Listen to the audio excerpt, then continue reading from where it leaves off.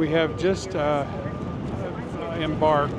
disembarked, I guess, for the first time today from our ship, this Silver Ray. There's the exit ramp, and it's again very windy today. So we're using the microphones that have all the wind suppression, I hope. There's the dock connecting between these two ships.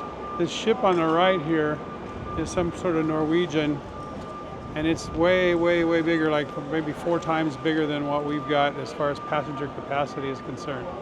Again, it's extremely windy, and so I'm hoping that this sound comes through right.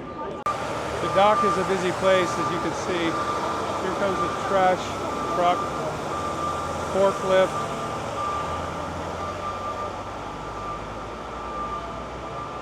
Ambulance.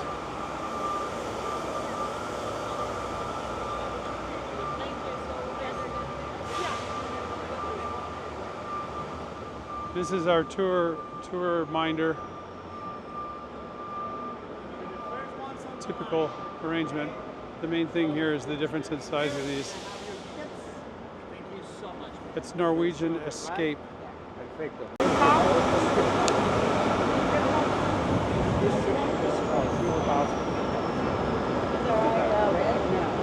Here's Norwegian Escape, and already here's an ambulance, and some poor people have had some sort of incident, who knows what, and got some paramedics picking up, and there's Norwegian Escape right there.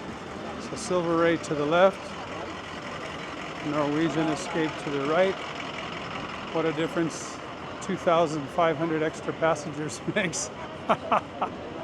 Here's the cultural welcoming team. I think we're going to get the same treatment over here in a moment.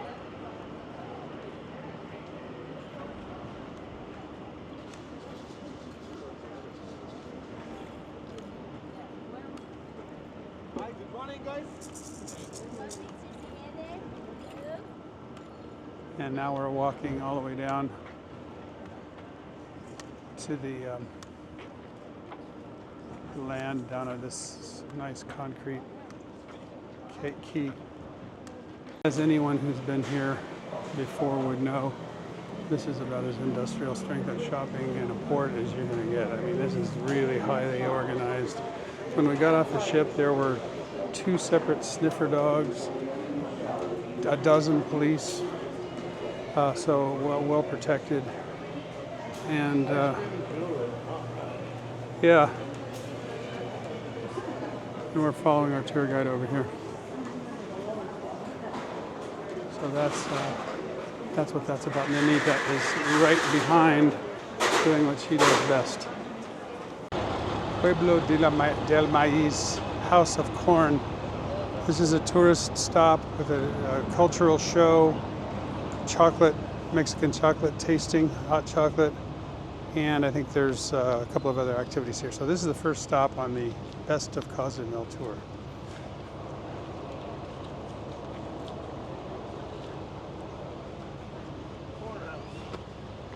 Now we're entering the cultural show arena. There will be dancers up here and old people, us included, over here.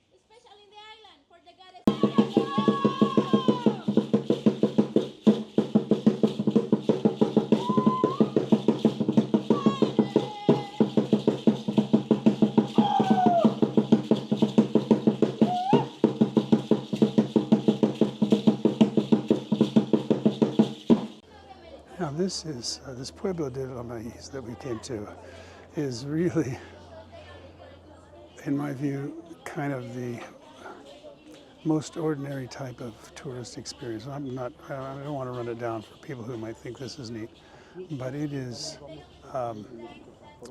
very formulaic, shall we say, presentation of just kind of herding these tourists here through here with sort of a minimal exposure to the true culture. It's kind of a scripted, inch deep coverage of the area, which I suppose is what you're going to get on a cruise ship. But nonetheless, it would be more interesting, I think, to take a tour to Chichen Itza or one of the more epic sites of the Mayan culture than just kind of walking through here. It is a fruit. So then we remove the seeds like this one. Can you see? This is white. This is a white seed. So it needs to look like brown. So we put in the sun like 5 or 7 days, and then when it's ready, it looks something like this. You can pass this way. It looks something like this. Those are the seeds of the cocoa bean. And we need to roast it in the fire, like my friend is doing right now. We roast it in the fire, and we know that it is ready because it sounds like a popcorn. The pop, pop, pop, pop. So we know that it is ready, and also then we take the seeds and peel it. Oh.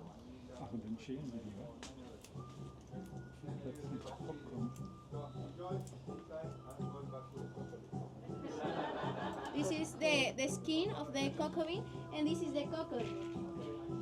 The skin is the thing that the stores and supermarkets use to make chocolate. So to this thing we call it cocoa, and this cacao. The stores use the cocoa to make chocolate, so that's not the 100% chocolate. And when we use the cocoa bean, it's 100% chocolate. Now, please take one seed of cocoa bean and try to peel it.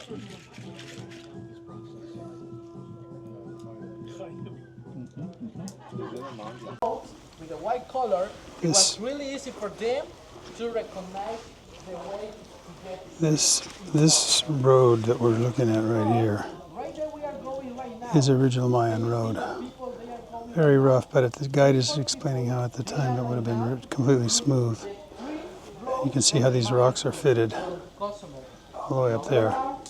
Now what we're walking on From here is a modern concrete pathway for tourists. But this road over here leads up to that platform structures up there, and those are going to be some kind of temple complex, pretty sure. We're in the main temple complex of this ruined Mayan city. And you can see it really brings back sort of images of the Roman Forum in various parts of the far-flung British Roman Empire. You know, the Roman Forum in Rome wasn't the only Roman Forum. Roman fora were established in all Roman outposts across the whole empire. So these are reminiscent of that. Here's a central altar.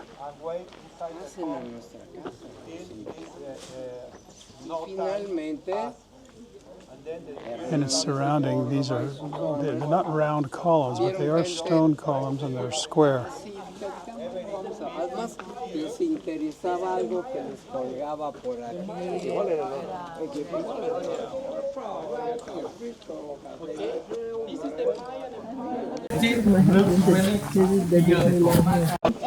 And remember, the West Coast architecture is about the religion.